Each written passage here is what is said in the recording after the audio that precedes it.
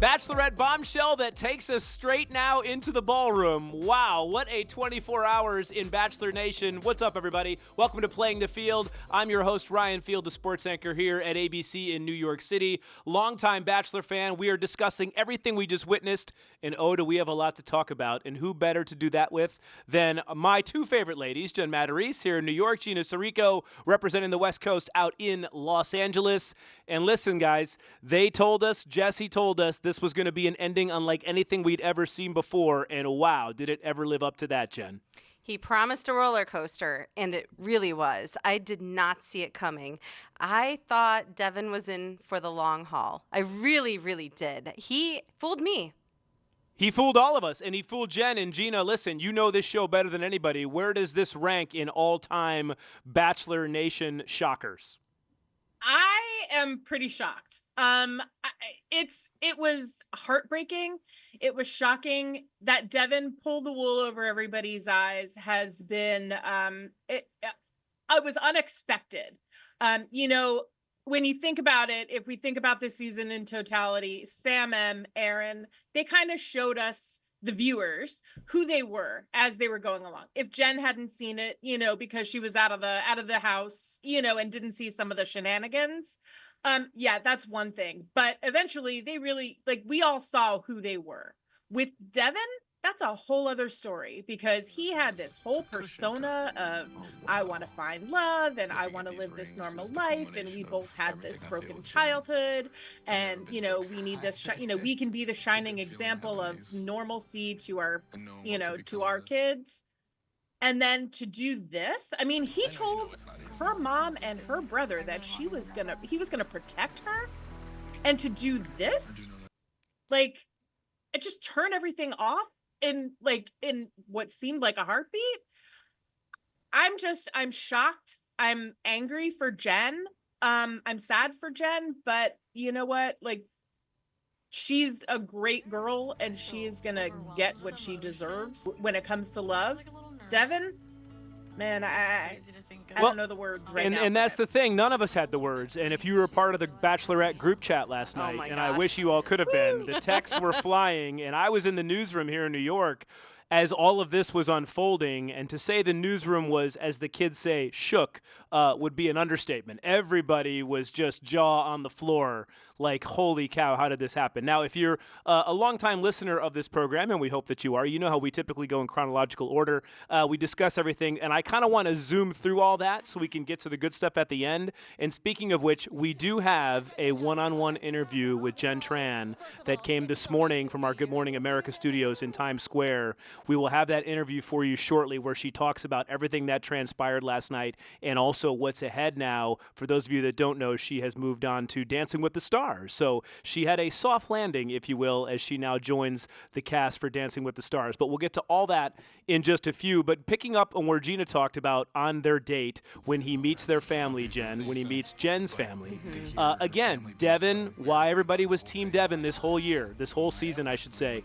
Everybody loved him. He always said the right things. He was there for Jen and really said all the right things to the family. And I think he cemented in Jen's mind the guy that he was all along and why he was the right person for her, or so we thought.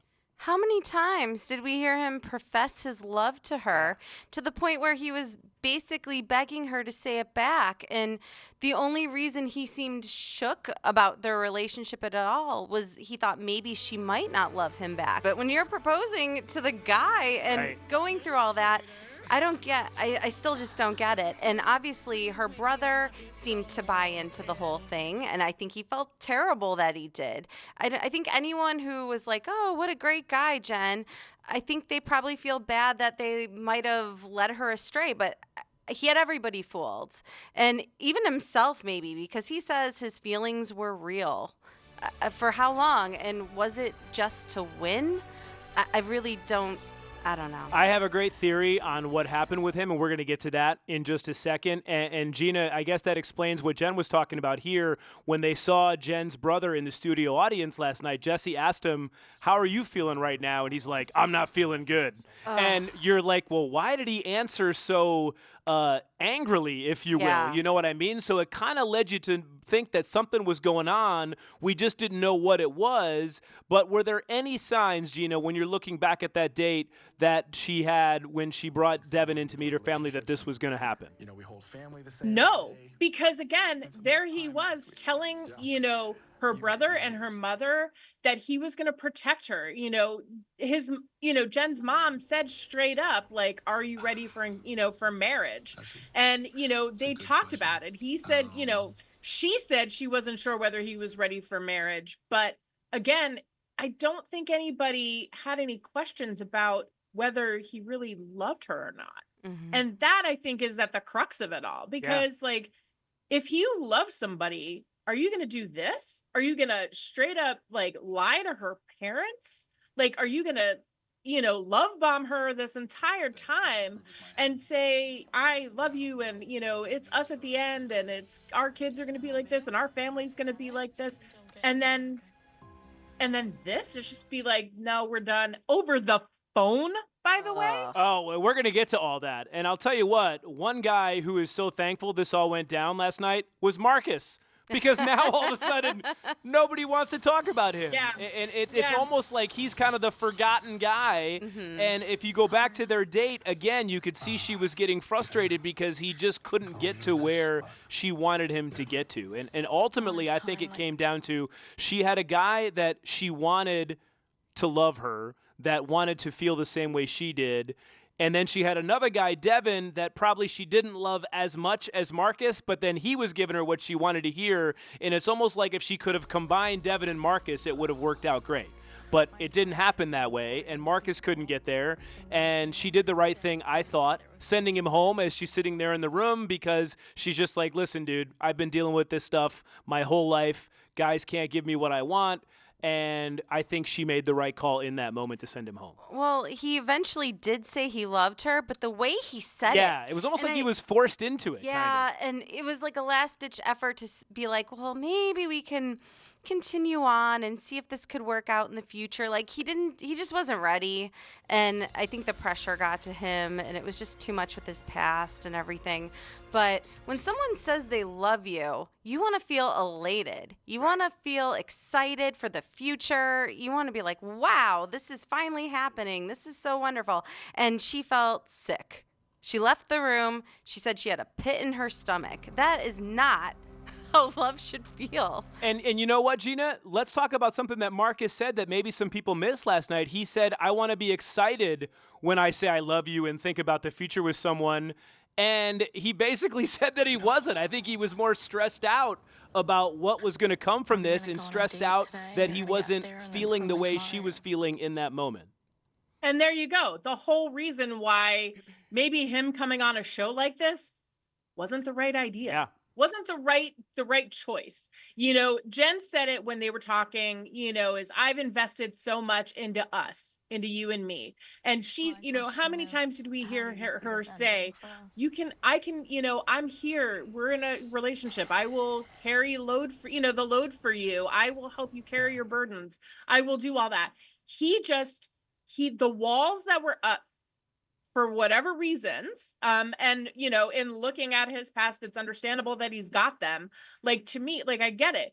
But then also, if that's the case and you feel like you can't get there, like, bow out gracefully and say, you know what? I'm not ready for this. And he just kept trying. And then there he was at the end, and he still couldn't get there. And he was talking to the parent, to the mom, and to her brother.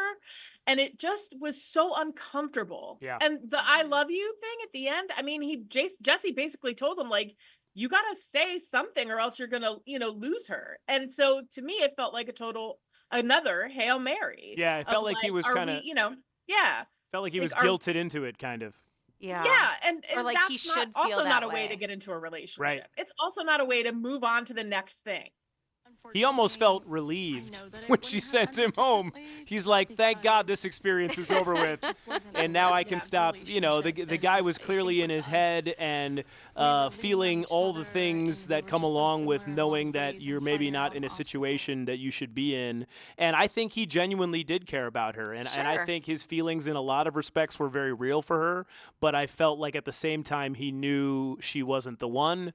And I think he felt the pressure of having to let her down and everything that came along with that. It was just too fast of a process for him, too. I just think he needs time. He needs time to get to know somebody, to feel comfortable, to really get into topics that mean a lot to him. And this was so rushed. I think it just was too much. Again, you know, if you couldn't get to where you needed to get, why are you going to put yourself and Jen through this? And they put each other through, like the whole process, like it put him through so much stress and her as well. Sure. And so I feel like there could have been, I don't know. And how about all the ebbs and flows this season? You think back to opening night, and she has this crazy hot connection with Sam, right? Gives him the first impression rose. They're making out like bandits on the couch. And she really has all these feelings for Sam. And then all of a sudden it pivots to Marcus, where she feels like he's the one for me, and I love him and I want him to be him. And then at the end ultimately chooses Devin. And, you know, this show takes what, Gina, 6 weeks to film? Maybe sometimes 8 weeks? Somewhere in that, like that, yeah, somewhere in that time frame. So in the span of 6 to 8 weeks, she went from Sam to Marcus, ultimately ending up with Devin, which puts her on the couch. And they come back from commercial, and before they went to commercial, I said to my producer, I said, she doesn't look right. Like something looks off. Like you could see it in her face. Frankly, it looked like she hadn't slept. It looked like she had been kind of going through the emotional ringer. Yeah. So they come back from commercial, and she can't even talk. And she is just beside herself crying. Let's go ahead and play that clip, because I want everybody to hear this one more time as Jesse is asking her what she's feeling right now. I forget how he teed it up, but this is ultimately what ended up happening, where she couldn't even speak.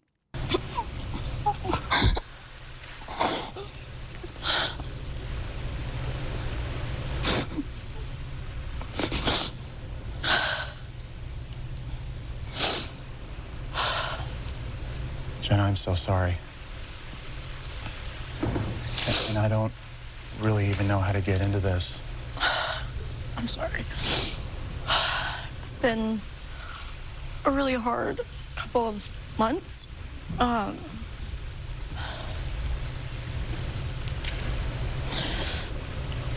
We had left Hawaii engaged, like very, very happy. It was the happiest day of my life. I had thought that I'd found the person that I wanted to spend the rest of my life with.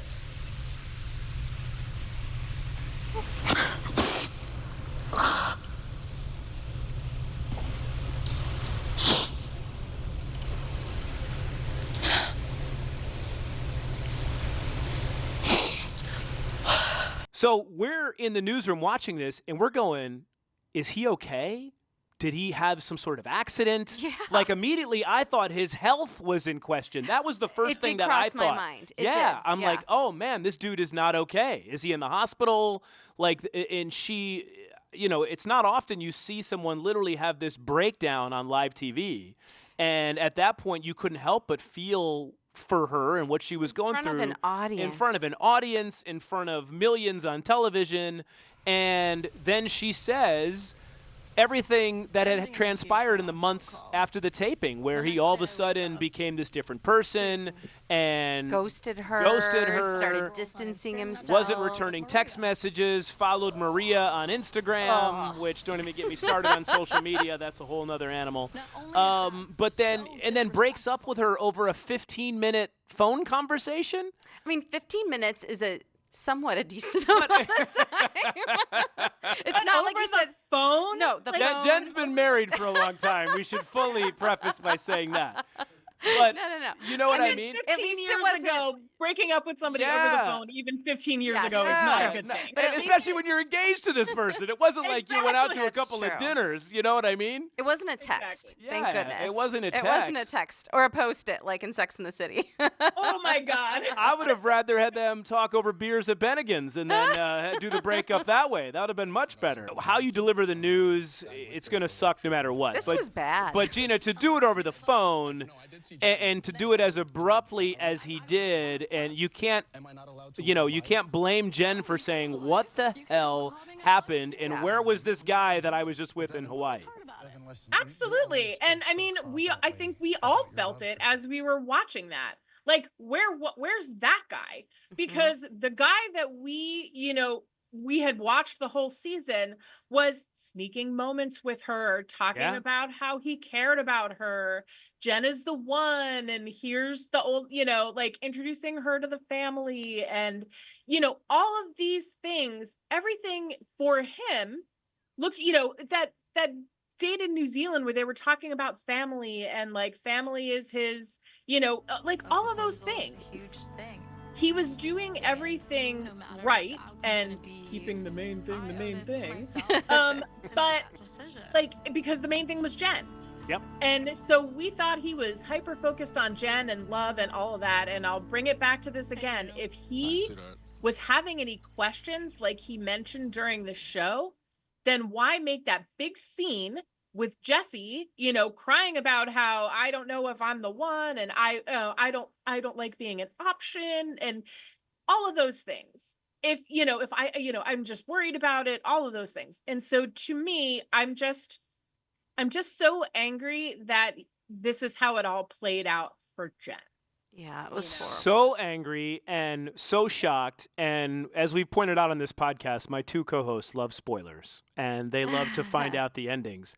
And Gina, is it safe to say nobody knew about this? I mean, you're out there in Hollywood, finger on the pulse. Did anybody have an inkling this was the ending that was coming? I didn't see anything about this.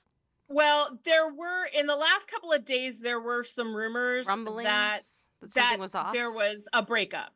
Okay. And so, that's not Hollywood. That's just Bachelor Nation. There were rumors that they had broken up and we were going to see how it was going to be addressed and all of that. And I mean, even in the beginning, like when you saw Jonathan and Jeremy and John and Hakeem, everybody in the audience, Jonathan said, I heard rumors and that's why I wanted to be here to support Jen. And I think for Jeremy let's not forget, Jonathan he had a fantasy suite. He had an overnight. They hooked up. Is it possible he was there to maybe help swoop in, the shoulder to cry on, if you will? He was dressed to the nines. Yeah, he did look good. Hey now. Very handsome. Clearly she had a connection with Jonathan. If I'm Jonathan, I'll tell you this from a guy's perspective. If I'm Jonathan and I still love her, and we think about the way he left the show. Remember, he was saying that I regret not telling her sooner how I felt. True. So, Unfinished business. there is unfinished business. Is that fair to say? I think so. I mean, I think it's absolutely fair. But if you watch how it played out and you saw how emotional and how raw her feelings still were over the breakup with Devin, I think that's probably like you pick your moment. And that probably wasn't the moment to do it. No, shoulder to cry on in the moment. future, when she's out here, if I'm not mistaken, he is based here in LA somewhere. Yes. So while she's going to be out here for Dancing with the Stars for however many weeks. Yep. Oh, I bet he goes in the audience. Oh, I would bet we will see him in the ballroom. But wait. I would bet we'll see him in the ballroom. He's in paradise. Who walks down those pathway stairs? Jen. And dun dun to dun. see him again. I would love it. Could be enough time. There's time to heal. And then time to go. Yeah, let's not overlook Jonathan. He was in the top 3, so he got to the top 3 for a reason. So I'm just saying that. One of my other favorite moments from the studio last night was when she says, and then I saw you clubbing with Jeremy. And they showed Jeremy, and he's beat red in the face. Like, wait a minute. Like, oh, crap. I'm just here to support my friend. And now all of a sudden I'm being thrown into this. So Gina and I were talking about this, and we wanted your perspective. Go ahead. Let's hear it. Okay. If you're Jeremy, are you taking Devin out clubbing? He's your friend. He's your friend. I mean, listen. Maybe you don't know all about the breakup. Maybe you don't know all the details. Right. I think, listen, I don't think he knew about the breakup, or maybe he had an inkling, like you said, because there were some rumors on social media. Maybe Devin straight up told him it didn't work out, and that's why he took him to the club. But also, whether you're single, engaged, married, you can still go to the club with your friends and have a good time, and it's not that big of a deal. But I do think, was that the same night that they were spotted together, meaning Jeremy and Maria? Yeah. And is that the same night that Devin followed her on Instagram, which maybe just could have been a friendly thing because they met through Jeremy, and then all of a sudden that's how that happened? It could be. It could be. Question. I have questions, and I would like Jeremy. I would like to speak to Devin. I want to talk to... I don't know if I'm ready for Devin. I want to talk to them separately. Let me provide some answers from the male perspective. Here's exactly what I think happened, because Devin never told us in this finale why things turned out the way that it did, in terms of why he had this change of heart, only to say, I realized I couldn't be the guy that you needed me to be, and, I just can't give you everything that you want, basically. Here's what I think happened.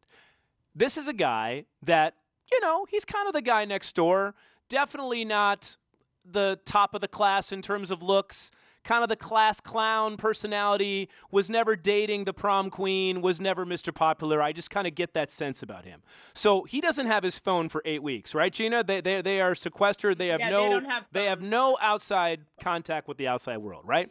So all of a sudden, once this show airs, and all of a sudden he becomes Team Devin, and he starts to see like all of this stuff that's unfolding, I think ultimately he kind of got caught up in, holy cow, I am all of a sudden the guy that ladies love, and I've got all this attention, and I think that played a part in it. I really do. I think Devin all of a sudden just became this person where, he kind of got caught up with all this attention he was getting and was like, well, wait a minute, I've got 2,000 DMs in my Instagram from all these, Did he have like a weird glow up too with the beard? Yeah, right. And that's what like I'm he saying. Lost a few pounds. That's something happened where all of a sudden he's like, okay, but he looks like evil I'm the Devin. new Devin. Yeah, he's evil Devin, the evil twin. If we did like a side by side, like from him opening night to where he was now, and Gina too, whether you prescribe to that theory or not, that's just my thoughts on it from a guy's perspective. When they showed him in the back room before he came out, they showed him backstage, if you will, and Jesse says, well, when we come back, Devin's coming out. He didn't look remorseful. He kind of just looked like Jen said, kind of like evil Devin. He didn't cry at all during when he's sitting there with Jen. There was really no emotion from him whatsoever, and it really was a complete 180 from the guy we saw on the show. Exactly. And it felt like there were a couple of times where it felt like when he was talking or when he was trying to explain, and I don't know whether it was a nervous laugh or what it was, but there was like a little chuckle that he would give out. And I was like, oh, bro, you better not be laughing right now. This is no laughing matter whatsoever. And at another time, I think we put it in the group text. I was like, did you all hear him just say what's going on right now? There was like a hot mic moment as they were going to break. He was like, what's happening right now? And I'm like, consequences and repercussions, my guy. Like, what do you think you're doing? Again, you're getting your butt reamed because you were a jerk and you broke her heart. I also don't like that they use her growth sort of against her, in my opinion. They're like, I didn't want to hold you back from your growth journey, and you were going to regress. I mean, come on. And this not being the man who you want me to be, it seems like all she wanted was a decent guy to get married to possibly have a family with someday. Did she want millions of dollars and whatever else, hot cars, and it didn't seem like she was asking for anything specifically in that realm or anything too much. All she wanted was a decent person, and she didn't get it. And then to do this? Ugh. So that was my theory. Devin fell in love with his newfound fame. He's got all this attention from women across the country that love Devin, from the Devin that we saw. Do you ladies have any other theories why he did the 180, why all of a sudden he turned into, as Jen called him, evil Devin? Maybe he just got a dose of real life and was like, oh my God, I'm engaged. I am not ready for this for real. I mean, that could be a thing, but you think if he had love for her, if he really loved her, he would say let's take a long engagement, and get to know each other. You wouldn't just cut it off and ghost someone like that. Gina? She even said that too. She said, I said, couples counseling, he refused. She said, we don't need to be engaged. Let's just date. Let's have each other in our lives and let's get to know each other and let's build. And then that was also a no. So yeah, Ryan, your fame theory, I think it's very possible. Because I can't figure out what would cause him to change on a dime the way he did. I wonder if he'll regret it. Just makes me mad. I think if he would have regretted it, he would have done so last night, which brings me to my next point about the proposal. Ugh. And listen, we work for this network, so we have to be, we walk a fine line here on this podcast, right? Because we kind of see things through a different lens, and we all have bosses and everything else. But I think we can all agree that was in poor taste that they showed the proposal last night. And I know social media was going crazy. And Jesse was like, after all of this stuff transpires, Jesse's like, what do you say we watch the proposal? I know. It's so awkward. She's like, what am I supposed to say? Like, I can't say no. She's like, do I have a choice? Yeah, do I have a choice? That's what she said. She's like, what choice do I have? Yeah. They build her up as this empowered woman who now doesn't have a choice on whether or not she's going to have to be forced to sit next to a guy and view this proposal. I hated it. And then they showed her in the box, her crying, sitting next to Devin, stone-faced, as she's pouring her heart out to this guy, which, by the way, yours truly did call that she was going to propose to him. Yes, you did. I have to give myself the flowers. I predicted that was going to happen. I'm very proud of you. Lucky guess, obviously. But I mean, Gina, come on. We're seeing her in the lower third box there in the corner watching this proposal. That was about as gut-wrenching as it gets. That was where I was just like, okay, first of all, the whole thing, I was kind of teary because here's the thing. We've interviewed her collectively twice. I have interviewed her, I want to say over 2 seasons, maybe like 6 or 7 times. I've seen her at events. She's just the loveliest girl. And to watch what she was going through in those moments just broke my heart. I feel like I'm an empath. Like I have that in common with her and a couple, some of the other people in this franchise. And, usually Jen can back me up on this. What we usually see when these couples are not together is they play the engagement and then they come out and then, they talk to the lead and then they bring out the person who's now not the ex. I don't know why the decision was made to not follow that, because what happened was Jen now had to sit there and get just so emotional all over again. She could have not watched it and, in the back and just been, kept distracted while it was going on while we were watching it, and then come out and still had the emotions that she had because she was going to be now talking to her now ex. This just felt, I don't know why it happened this way. I'm just disappointed that it happened this way. For Jen. Devin, I don't care. Right. For Jen, I feel like it was just awkward and cool. And her mom and her brother were in that space with her. I just wanted them to literally run to the stage. I wanted them to go sit next to her. Yeah. Or someone go I know. up to I her. really did too, because kick Devin off the couch. Punch that Devin and in have the face. James and her mom go up there. Because it was just so she just needed a hug, and she was in a situation where she couldn't get the what support she needed. that she needed. It was, I'll use another word, excruciating watching that. And when Jesse said, this is normally the part of the show, as Gina points out, where we would show the proposal, but we're not going to show that. And then I was thinking, okay, well, they're not going to show it all together. Sure. Now, listen, we work in That's what I TV. thought. We all work in TV, right? Yeah. We all wear producer hats at some point throughout the day. So how do you walk that fine line where you're a producer of the show and you want to have good ratings and you want to have people talking about it, which clearly everybody is talking about it today, but how do you balance that with the human element where you're putting someone out there and basically throwing her under the bus, for lack of a better term?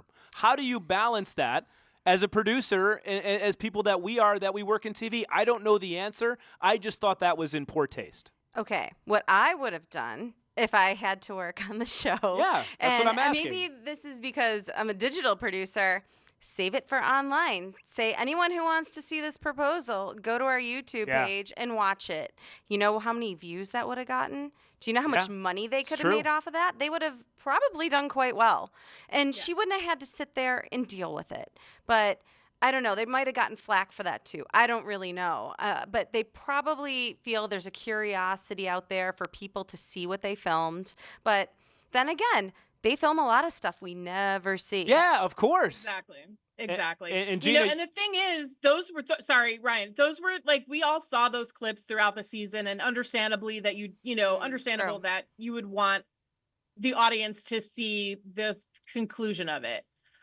When they said they wanted to talk to Jen first, why didn't they talk to her before the show and say, we could, no matter what, we're still going to get the emotion, that because there was a breakup, because there was heartbreak, we were still going to get the emotion.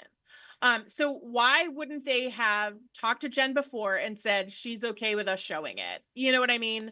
And then, or not even that, just like, we're going to show it and then talk to Jen, solo afterwards, or like give her a minute and then, go to a break and then come back. I'm thinking, I understand, like, in thinking as a line producer as well, they had time they had to fill. They had 3 hours. And so it's understandable they would have to show it.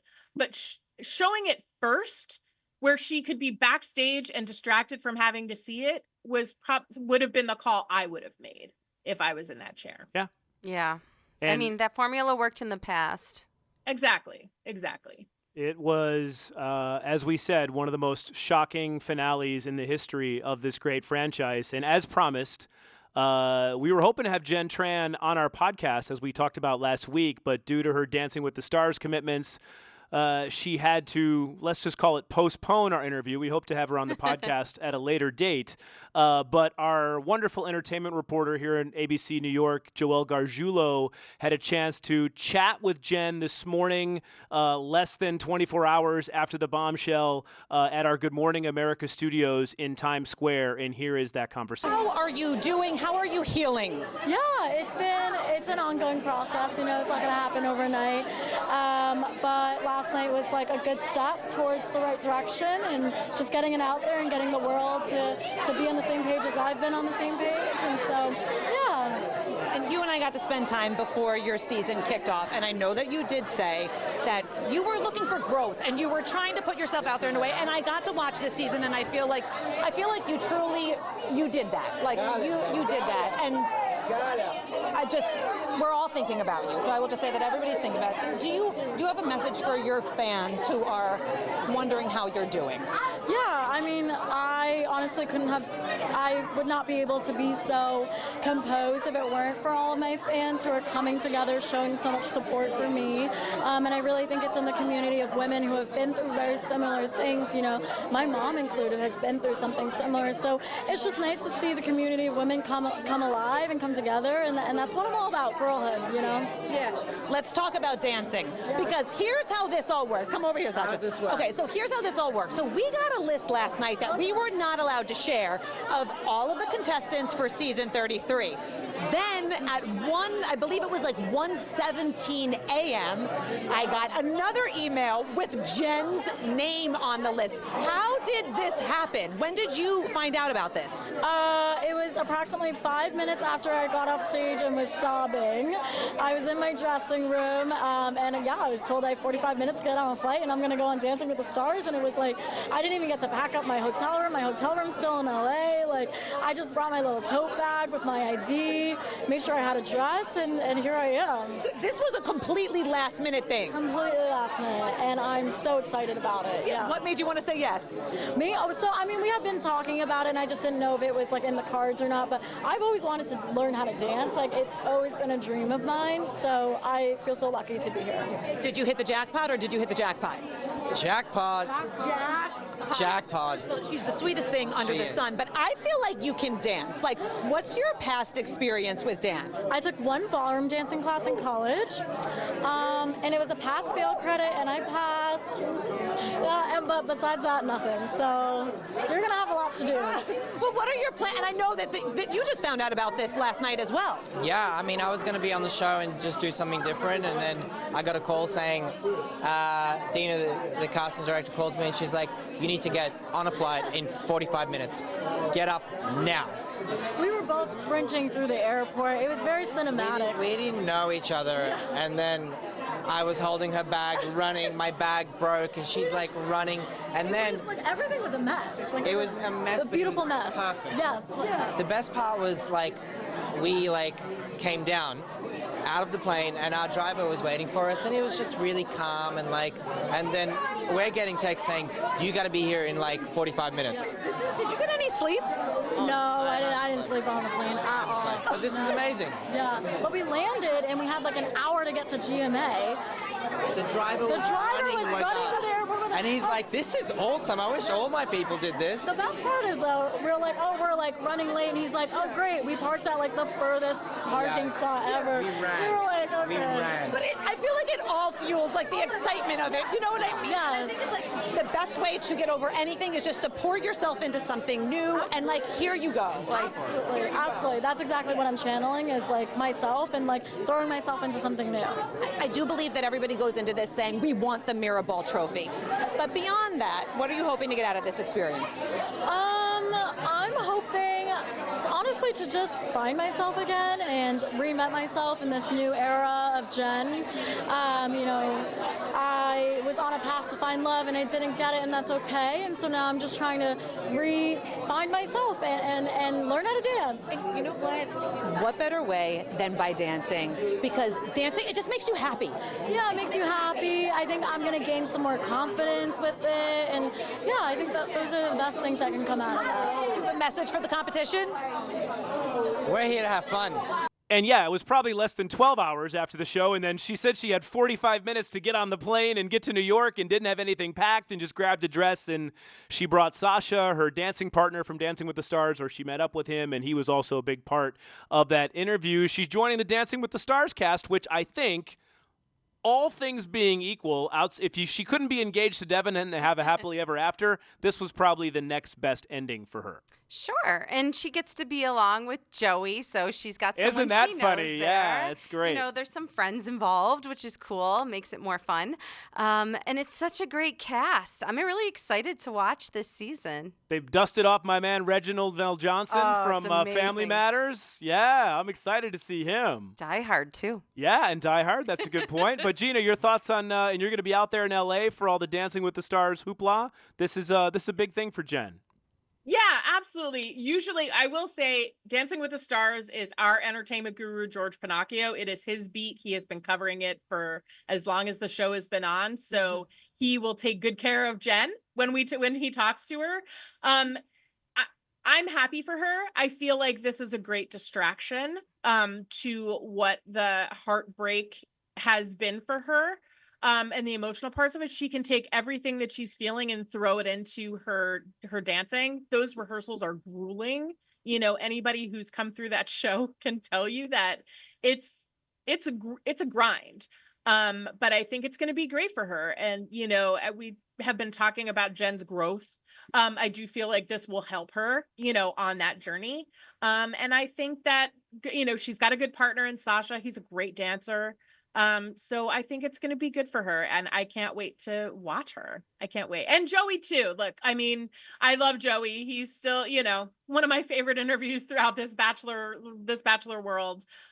So I think the two of them are going to be fun to watch on this season. It's going to be a great season of Dancing with the Stars, and it's going to be a great season of the Golden Bachelorette. The inaugural season. It's coming up September 18th. We saw Joan last night and Kelsey's dad. It can't be Kelsey's dad, can it? That would just be too easy. I think it's too easy. I think you're right. And I think they're promoting the heck out of this. Yeah, of course. But it is so fun. And I love that he's getting to take part in this journey. And if he is the one, that's awesome. But if he's not, I think we can all probably agree, without really getting to know these other guys, of course. But I think everyone's always said he'd be a great Golden Bachelor someday. So maybe we could look forward to that too.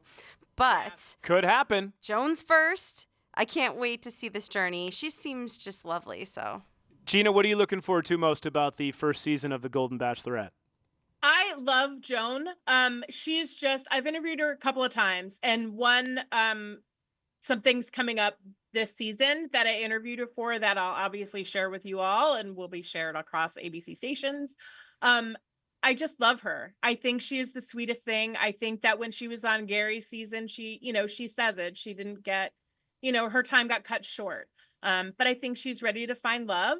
She's got an amazing family who's going to support her and, and be there for her. And I think she's a lot of fun. And I think that she's going to bring the fun out in these guys.